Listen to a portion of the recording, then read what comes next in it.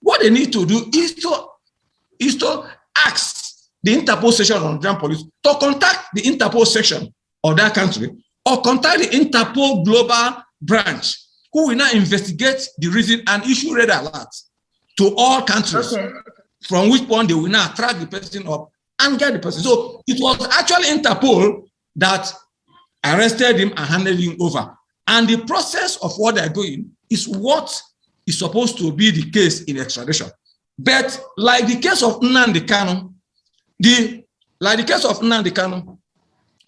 extradition treaty extradition treaty of 1984 between Nigeria, that involved Nigeria, Togo, Benin, and Ghana, also excluded any agitation on political ground. Any agitation that is politically, directed is not subject to extradition.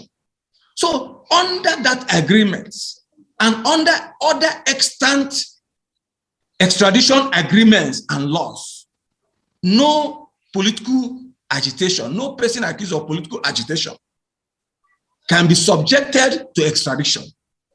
And that was why the federal government, in the accusation against Sonny Igboho, was trying to infuse the idea of arms, importation of arms, just as they tried to link that of Nnamdi Kanu to Al-Shabaab terrorism.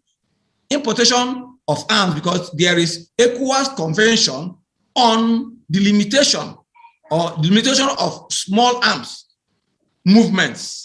Is also is also a case extraditable, because it's against international law. Terrorism is also against international law. So why in the Kenyan case they try to connect Nnamdi Kanu with Al-Shabaab terrorism? In the case of Igboho, they try to connect him with small arm importation into the country, which is also extraditable. Okay.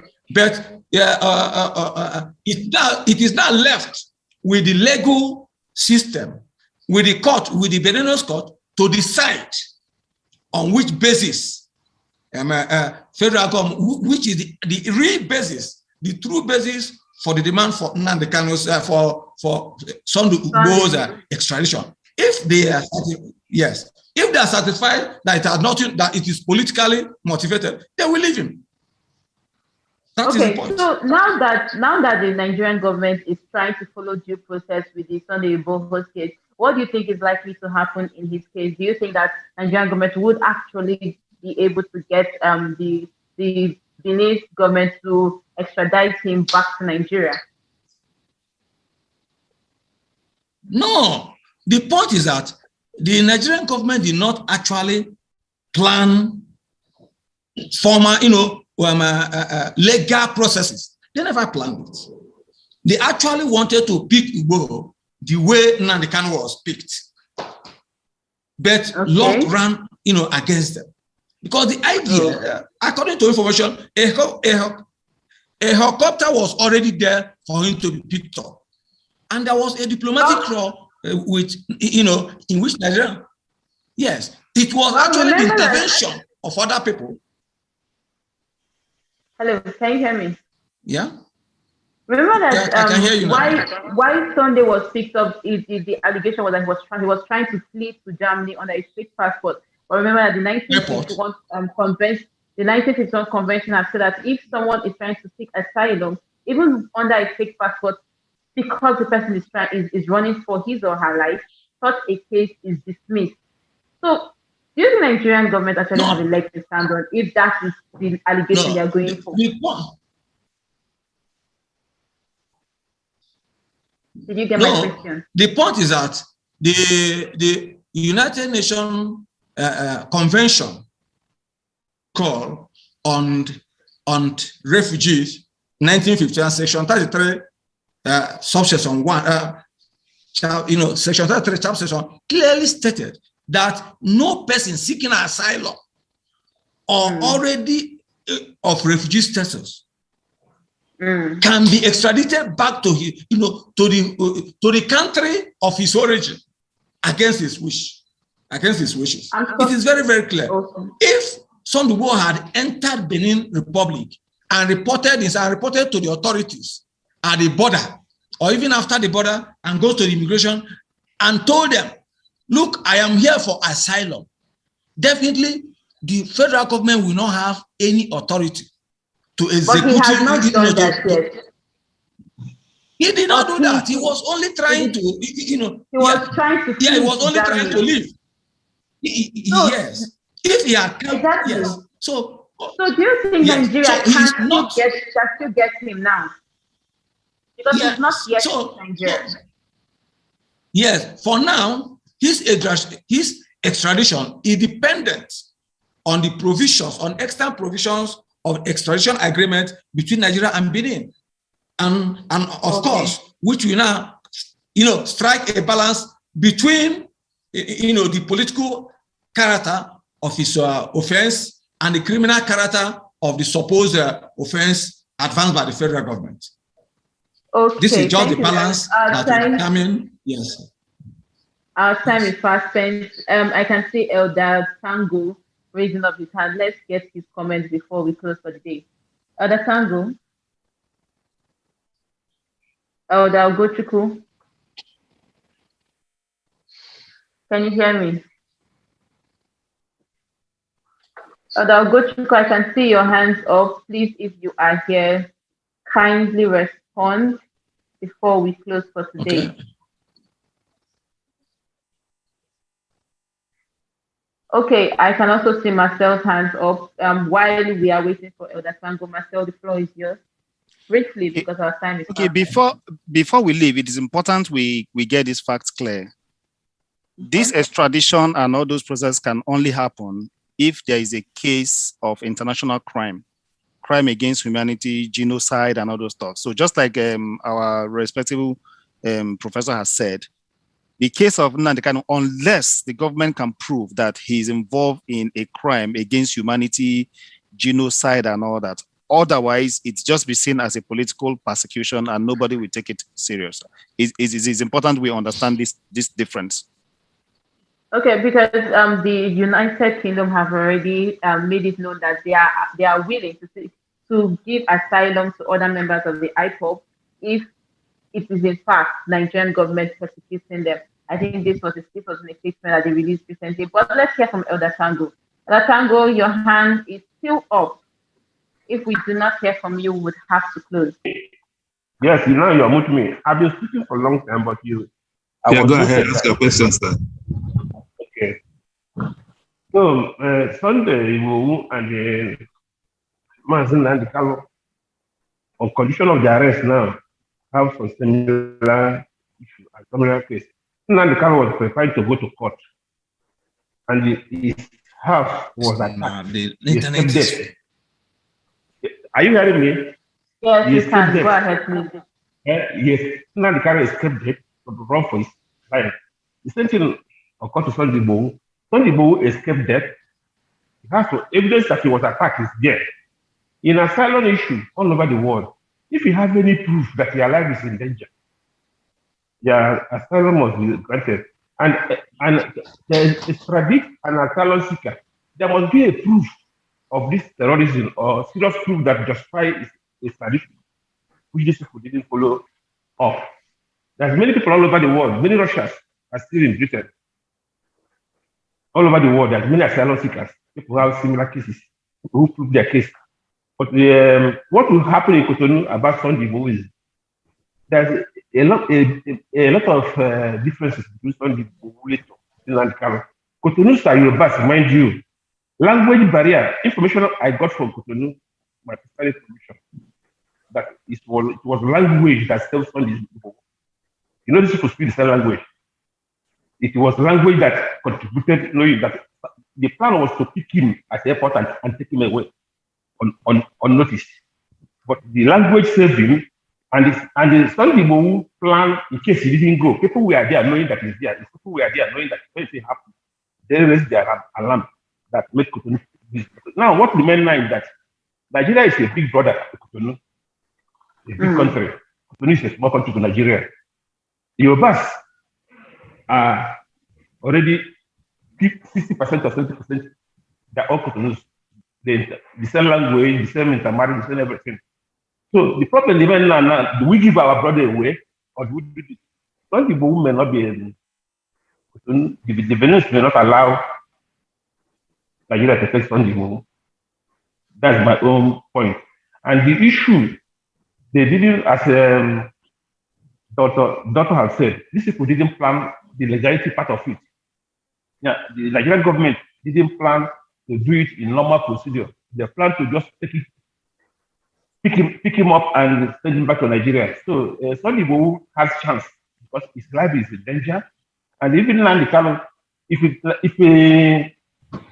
we or people, Nnamdi Kanu lawyers, first of all, if they want to give Nnamdi Kanu a chance of survival, let's treat condition of his case. Yeah, what warrants his escape first?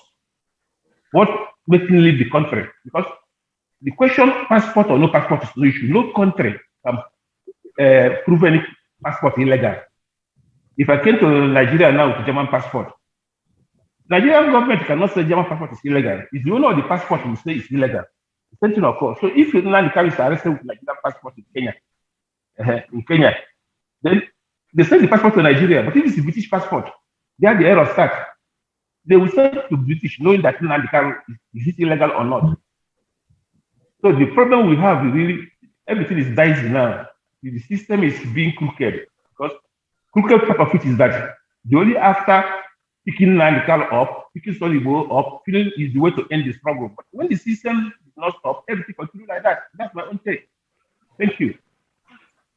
Okay. If I may ask the Dr. Mazi this question, because the problem of Nnamdi Kanu traveling with UK passport has arisen severally.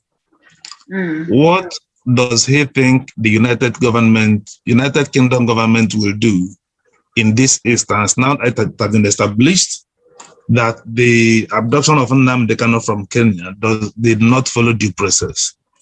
What, setting emotion aside or whatever, what could the United Kingdom government do in this instance?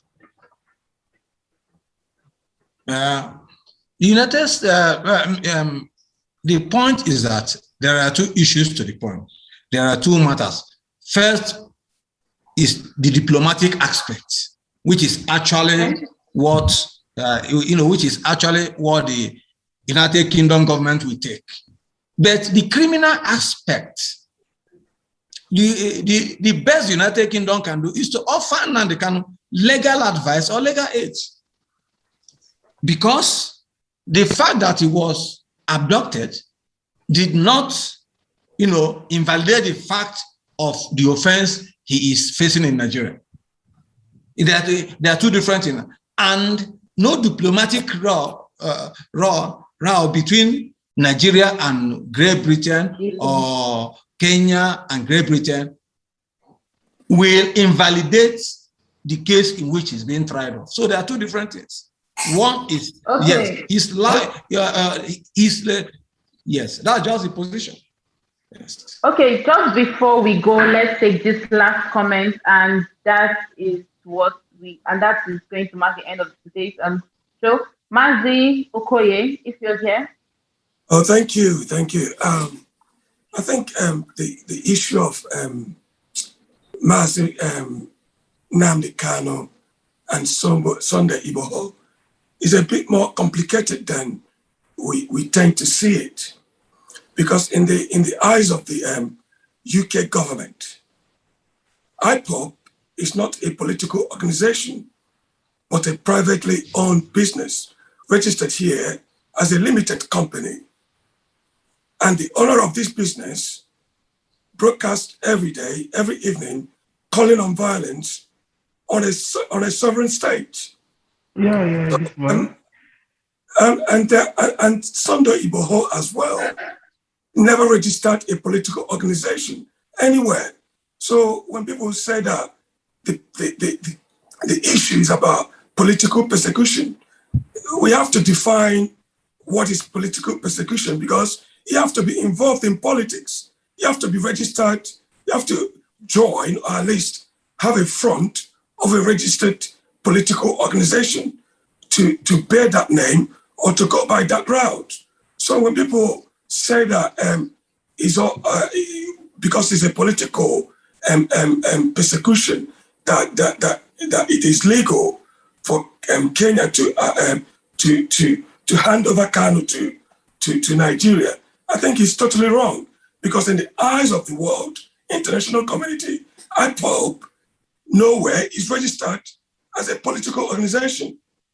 It was registered as a privately limited company here in the United Kingdom, and its source of income is still questionable in terms of their operations and in terms of the evidence which abounds everywhere.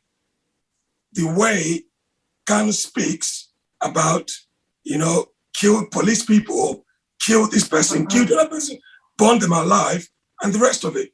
And Sunday Igboho as well has taken that route in terms of violence without actually registering a political organization. If you register a political organization, then you have a stand in terms of political persecution. But when you haven't done so, then it becomes difficult when you get entangled as a criminal to answer for political organization. Thank you. Okay, thank you very much. And that brings us to the end of today's exclusive interview. We have been talking about Nnamdi Kanu and Sunday Igboho, the legal and political implication of asylum and extradition in Africa, with particular reference to self-determination struggles. And if you can take your time, it's 8 o'clock right now, and that means we are going to our next topic. For now, we see that we have 7,860 reported deaths due to insecurity from June 2020, from June 2011 to June 2021. So please join us as we continue the informal, heart-to-heart, and unrecorded conversation tonight, titled "Saving Nigerians from Nigeria."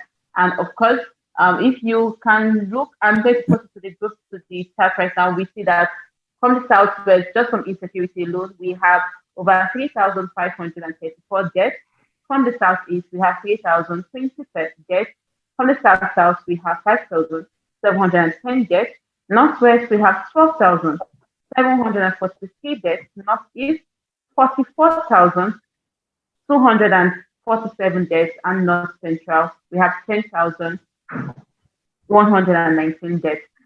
Now our topic is saving Nigerians from Nigerians, and we are looking at the insecurity in Nigeria. But before we go fully into this topic, I can see some hands up. Elder Tango, I think you want to say something.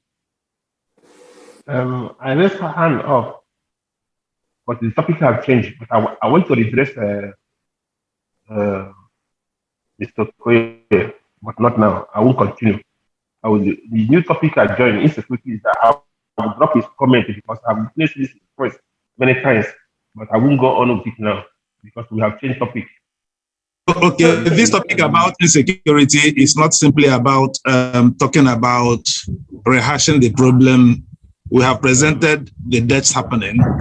The question is, how can you save Nigerians from Nigeria?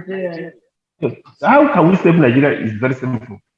It's the mindset of the leadership. If you have the real leadership, it's very easy. We all need a good country. Everybody needs something to be good, but the leadership is the problem. Everybody knows, but people are afraid to say the truth. If the leaders are the people who really love the country, they will do the right thing. Like now, a question of this is security. I mean, police, everything, even the system of recruitment, the system of police force, everything is in a wrong foundation. Look at service shifts, security shifts of the country, one-sided. So everything, the foundation is very rough on a polluted foundation. So even before Buhari became head of state, he said any attack on Boko Haram is attack on the north. And such a person was allowed to win an election and become head of state. It's what we're suffering now. And me and you, ordinary person, who is not in power, who is not armed, cannot do any otherwise. He cannot do anything to the security issue. Because people who hold the security is the government. They control the fund. They have the federal might and the federal power. So it's very simple. If really the government can listen, they do the right thing. If they don't listen, hello, Elder Tango. Screen is frozen. Okay. If they're tired of the system, they can even voluntarily resign. The kind of people that will do the job will come. It's okay. So that's no solution to it. Okay, so I can see. Okay, I can see our guest hand is still up. Dr. Soni, the floor is yours. Dr. Soni. Hello, Dr. Soni. If you're not here, please, Eze Elusier, please go ahead. We are talking about saving Nigeria from Nigerians. And we have already given you some data about the deaths that have occurred from 2011. Present day Eze Elusier, please go ahead. The floor is yours. Okay, thank you very much. It's an interesting topic. The way to save Nigeria from Nigerians lies in amending or even totally changing the constitution of Nigeria, the national constitution, because that is the framework upon which Nigeria is based. We have a constitution that is tying us down, that is even killing us. So the best way to change Nigeria is to go back to the drawing board for the constituent peoples of Nigeria to decide amongst themselves, do we want to continue being Nigerians? And once we decide that we want to continue being Nigerians, under what frameworks, under what parameters? At 200 million population, Nigeria is more than almost half of Europe. So we can afford to balkanize Nigeria into as many countries as possible if that is what it will take to save Nigerians from Nigeria. Presently, we are in a contraption that is killing us. So the best way out of Nigeria, let me not belabor, but it's just a very simple solution. We go back to the constitution, decide whether we want to continue as a country or as different entities. And there is this crap talk that the unity of Nigeria is not negotiable, must be stopped. Because if the cost of this unity is the life of millions of Nigerians, then it's not worth it. So the way to save Nigeria from Nigeria is to go back to the drawing board, ask the constituent peoples of Nigeria very pertinent questions. Do we want to continue as a country? If the answer is yes, then you go to the next level under what frameworks. If the answer is no, and we have to be open, we have to open our minds to this. If the answer is no, then for goodness sake, we can all go our separate ways and we will remain neighbors.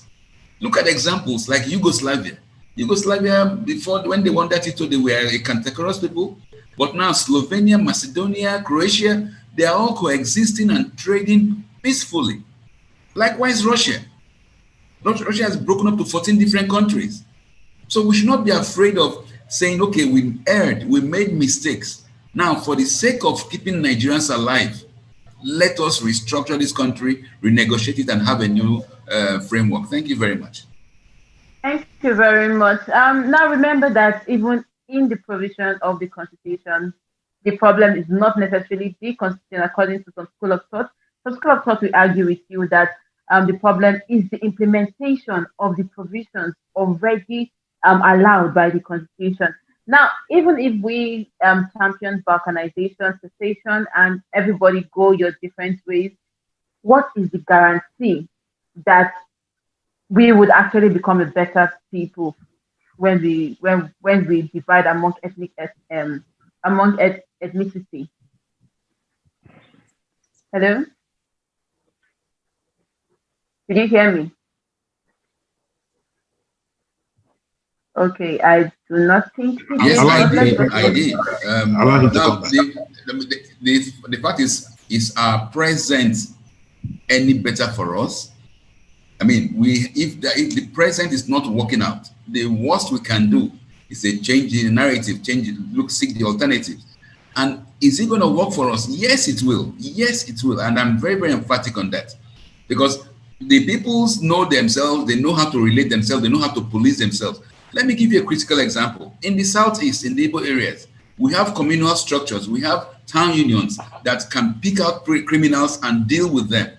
But because we have a system whereby the commissioner of police is appointed from Abuja, somebody who doesn't even know the terrain. He comes in, and then these criminals become even the leaders in the communities because they have the security, they have the police behind them.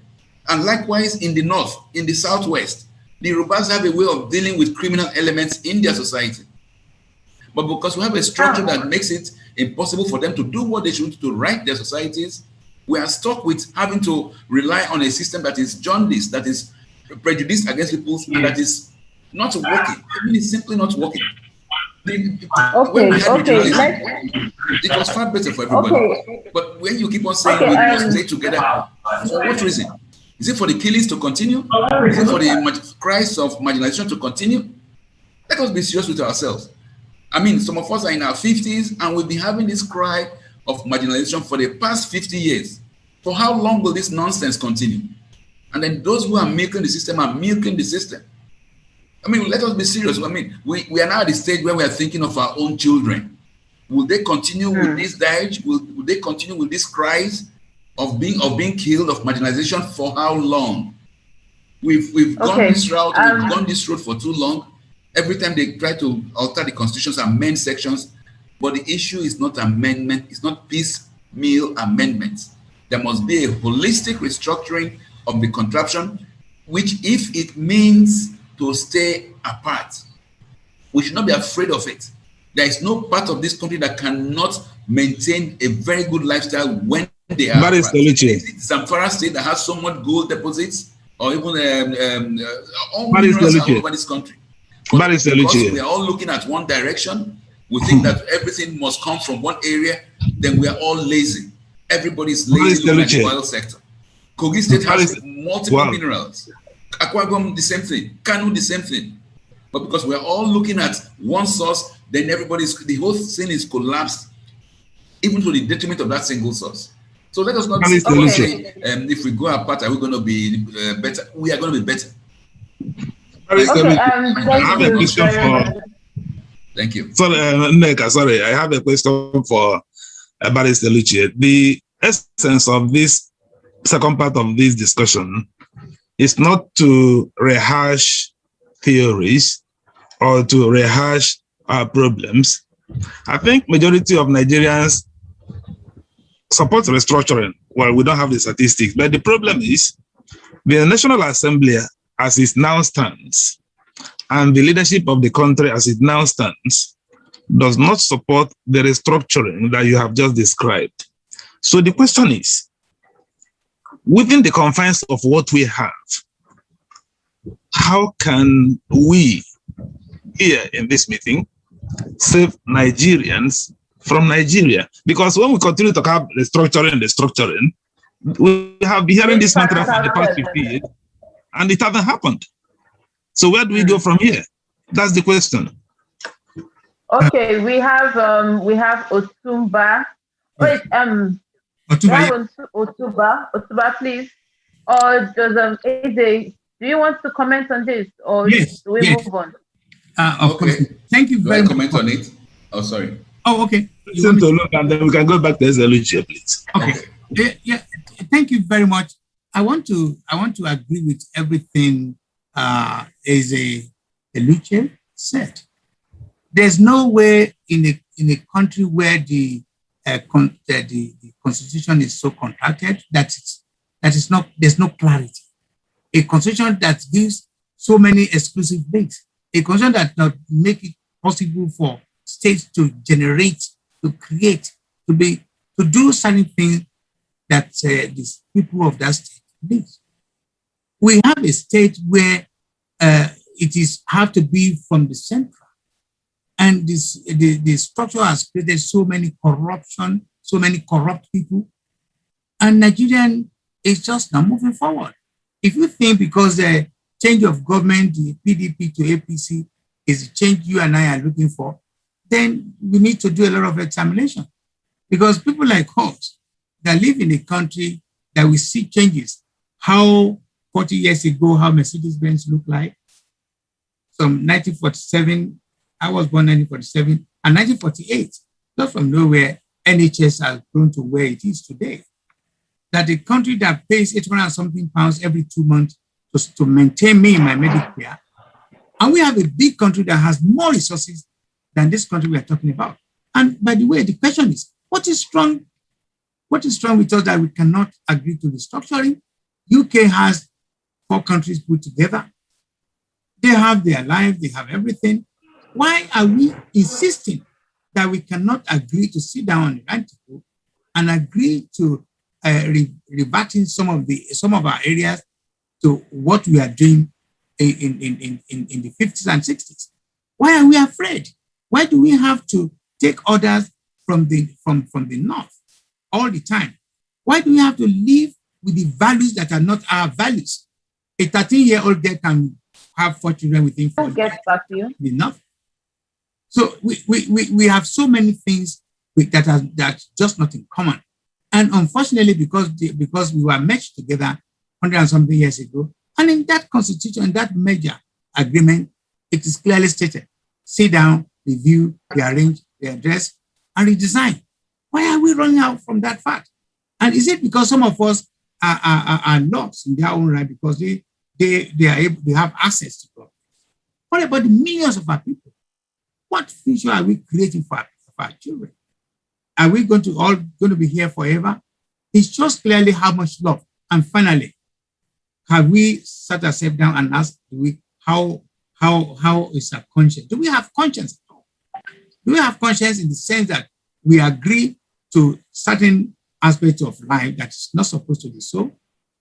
We don't do things the way things are done in Nigeria. We encourage a country called Nigeria to use a constitution that is not so very, very friendly. And that is my take. I believe we need to see that. I agree with all what Izzy said.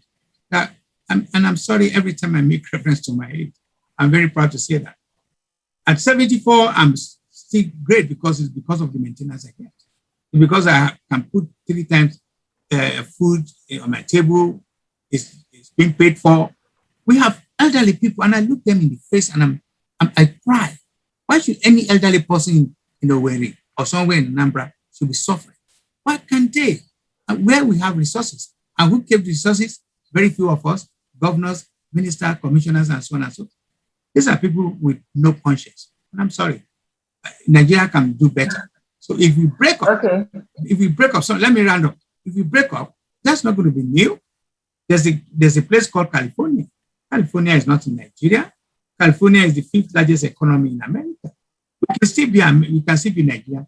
Let's go back to where we can do better. We have brains. Look at the collection of people getting.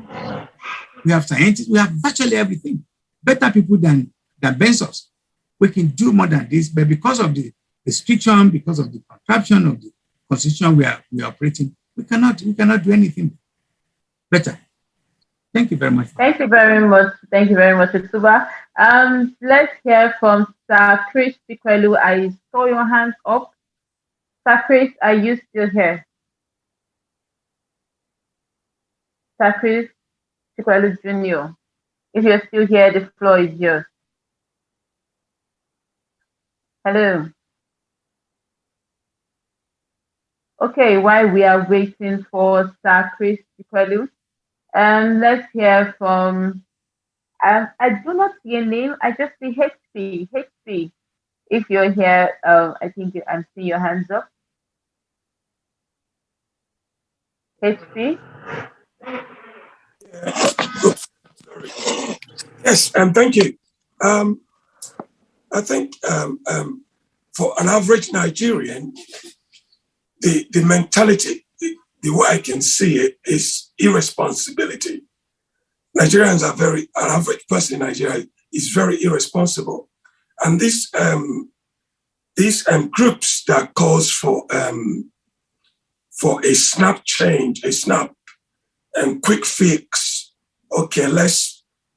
change the constitution, let's reconstitute everything and everything will become hunky-dory. They're acting in the most irresponsible manner. I mean, how can you just wake up one day and start changing constitutions and bringing in a new one and believe that, from there, everything will become okay? if Fulanese has dominance today, they didn't do it by snap changes. They were deliberate in their pursuit for political dominance in Nigeria. And if people are so lame and so submissive to think that, okay, that the Fulanese are better politicians than they are, I mean, that is, to me, unconscionable. Why wouldn't our people learn how to do politics? Why wouldn't us learn how to pursue a long-term objectives politically? Nigeria as a country is a great country. Why want to, okay, snap it up, okay, change here, change there, quick fix there, and everything will be okay? It doesn't happen that way. It doesn't work like that. Life doesn't go in straight lines. Life goes in circles, and there's a lot of gray areas in life. So we should buckle down and stop distracting people and get people to focus on politics. Nigeria is not going to break. We better buckle down and have a long-term plan, a long-term objective in terms of how we're going to change Nigeria in bringing equity and justice to everyone in Nigeria, not just to our own little ethnic group, as if once we have done that, everything will become sweet and honey. No, it doesn't work like that. We have to think holistically in terms of changing the whole Nigeria, bringing justice and equity to everyone in Nigeria, not just our own little ethnic minority. Thank you. Thank you very much, Mazi Okoye. Let's hear from Chibi. Chibi, if you are here, the floor is yours. Yes, thank you so much. Well, whenever I hear people talk about, the Constitution, talk about splitting the country, talk about political leadership is the only problem we have, I laugh because it does appear to me that these people don't understand the enormity and complexity of the problem that we Africans, especially Nigerians, have. Okay? If you change the Constitution without changing the people, nothing is going to work. Somebody talked about the Constitution being fraudulent. I've heard it so many times when the Constitution is not even implemented at all. How does that work? You see, the problem is that we have a mass of people that are very poorly educated. Ignorance is on rampage in Nigeria. Everybody's an expert. Everybody has, has a professional background in everything. The moral decadence is so bad, So we need to overhaul Nigerians, not constitution. And let me tell you why. A lot of Nigerians, the leaders, the led, they don't understand how things should work and what can be done to change Nigeria. That's why they always talk about the easy way out. Change the constitution, change the country, divide it into 30. It has never worked in Africa, and it's not going to work in Nigeria. Come on. 20 years from now, we'll still be talking about the same thing. So my suggestion, and if we don't do this, we're going to continue to talk about this in the next 100 years. Get people who are knowledgeable to man every post, whether it is elected, public office. A lot of people who are thieves and criminals, who are civil servants, they complain about leadership every day. Okay, there are a lot of very young talent, Nigerian talents living outside the country. They know how to fix things. Get them down to fix Nigeria. If we don't do that, there are so many other companies. If you don't do that, we're going to continue to talk about this thing. It's not about constitution. It's not about changing Nigeria. It's not about all these suggestions. They're not going to change anything. We are who we are. This is Africa, and we need to think about how we can change. Changing mindset, changing our mentality is not going to work. It's not going to work. Thank you. Thank you very much. Sakri Chikwelu, if you're here, the floor is yours. Sakri? Please, if you have spoken and you do not... I'm not sure Chris is still here. Okay, if he's no longer here, remember that the topic for this discussion is saving Nigerians from Nigeria, and we are trying to provide solutions, not just abstract theory, not just generic views. We're trying to provide actual practical solutions in order to save Nigerians from Nigeria. And let me just summarize what the previous speakers have said. We've heard of balkanization, we've heard of restructuring the entire constitution, and we've also heard people preaching technocrats start getting involved in political practices. I think this is a summary of what the previous speakers have said. Now let's hear from Felix Oti. Felix Oti, please, the floor is yours. Okay, thank you very much. I appreciate the opportunity. See, I like to listen to our people vent their frustration on the state of Nigeria today. It's always interesting. But unfortunately, what I have not seen or read anywhere is a written down solution or idea as to how to go about effecting this change. Because when you look at it, let's take, for example, yesterday, there was a local government election in Lagos State and maybe one or two other states. I was on the phone for 3 hours monitoring what is going on. The same nonsense as before. The so-called futures of Nigeria, the same group of people that are the worst hit economically, socially, and everything, were the ones helping affluent politicians manipulate the system in the favor of their masters. Now, like the last person spoke, there used to be a commercial in Nigeria that is of very good interest. It says, change begins with me. If you don't change as a person, Nigeria will never change. We can all speak all the grammar we want. We can all preach good governance, quote Europe, quote America. I've been in America for 35 years. I know the system. I know how it works. The same thing that happens in Nigeria happens here.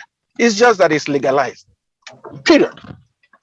Now, if you want to change Nigeria, begin by changing yourself. If you want to see a new constitution, please write one. In 2002, I embarked on the tobacco bill and the freedom of information bill. The first thing I did when I got to Nigeria was collect the names of all the 360 members of the rep, their phone numbers, the phone numbers of the assistants, and all the 109 senators. It took me 3.5 years. It took much longer than that to get an FOI bill passed. And I didn't do it alone, God knows. And the tobacco bill passed. If you want to see change in Nigeria, commit to it. Forget the grammar. Commit to it. Have a focus. The first police reform, 25,000 naira a month police bill. I know how much it cost me when Chief SNO Keke was still alive. In time and money and effort. Go back and look into that. The first approval was 25,000 naira a month as salary. Whatever it is now, I don't know. But it took me 3.5 years and a lot of people and a lot of phone calls and a lot of money to achieve one thing. So please, my brothers and sisters, we all want a good Nigeria. We all want a good government. But do not just speak about it. Work it. Make the sacrifice. I left 3 little children in America and went to Nigeria and spent 3.5 years because I wanted to see one thing. That's it. That time, Sonny Rabo he had a TV program. I told him I wasn't coming. I didn't come to Nigeria to show up on television. I came to attack British America Tobacco when they were building some factory in Oyo State. We eventually reached a deal. Okay, if you're not going to stop it, build a good clinic that those who will be sick in the 10, 20 years in that community will use. either Menakai or whatever, I can't remember his name, was Commissioner for Health or Minister for Health. I reached out to him and explained to him the consequences of the approval of this BAT. That time, every other country was shutting down BAT factories. So please, my people, whatever change you want, be that change, work it. Don't just preach it and expect some rosy future for Nigeria. It doesn't work like that. Thank you.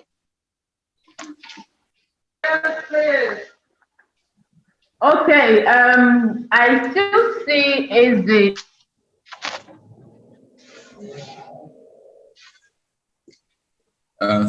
Thank you very much. I just want to respond to what Chibi and Felix just said. Chibi talked about the need for educated people. You should need to have educated people in government, and it will help address issues. It doesn't work that way. The government of Ibrahim Badamasi Babangida had more professors as ministers than I think any other government in this world, and it came out an abysmal failure. Regarding to what Felix just alluded to, that Nigerians need to have proposals and say exactly what they want or be committed. Nigerians are very committed to this change.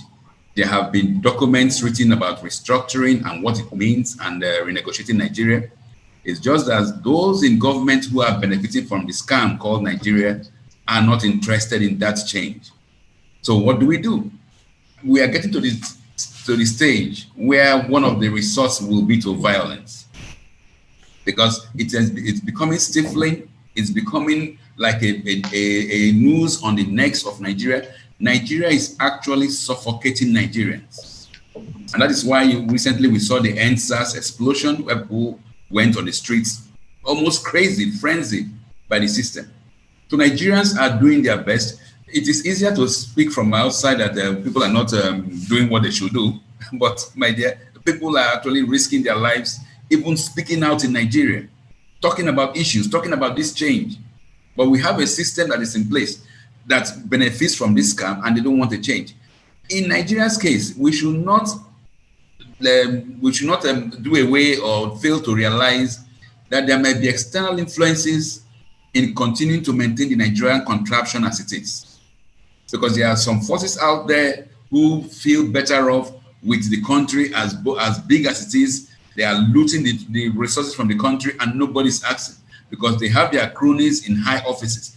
This is an African malaise, an African disease, not just in Nigeria. It's happening in Angola, it's happening in Congo, DRC.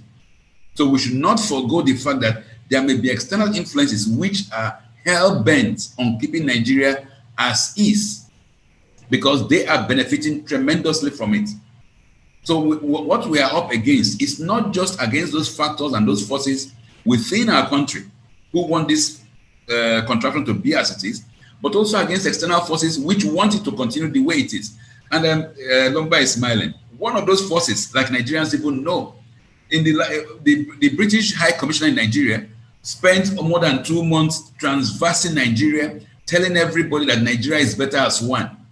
She should shut up. Thank you. I think by the yes, go ahead.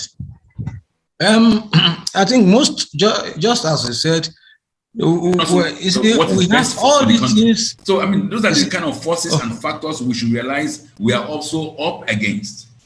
And this is reality. Unless we want to blind ourselves to those realities, Nigerians are doing their very best. Nigerians are even living subhuman existence, trying to tolerate, trying to avoid stepping down into the abyss of violence. But as things are going on, we may definitely get in there. Felix, I don't know because the issue of tobacco, you mentioned tobacco, let me just address you on that issue. I have been part of efforts to get the tobacco bill in place for more than 12 years. So don't just think that because you came in one day and then got it passed, then it was somebody who did it. No, we took over 3 sessions, right from the time of Gali Umanaba State as the Speaker of the House of Reps, until when, if not for Mamora, the current Deputy Minister of Health, who was in the Senate and who became a champion for the cost of tobacco control, it would have been very difficult to pass the bill when it was passed. So Nigerians are doing their very best. We have documents in writing, but we have a system both internally and with external pressures which are sworn to maintain this scam called Nigeria.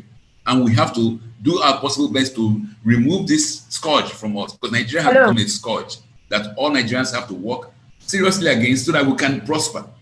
Not even the Fulanis are suffering so much from this contraption. I'm telling you, the Fulani, we should not generalize and abuse a particular race. Let's stop.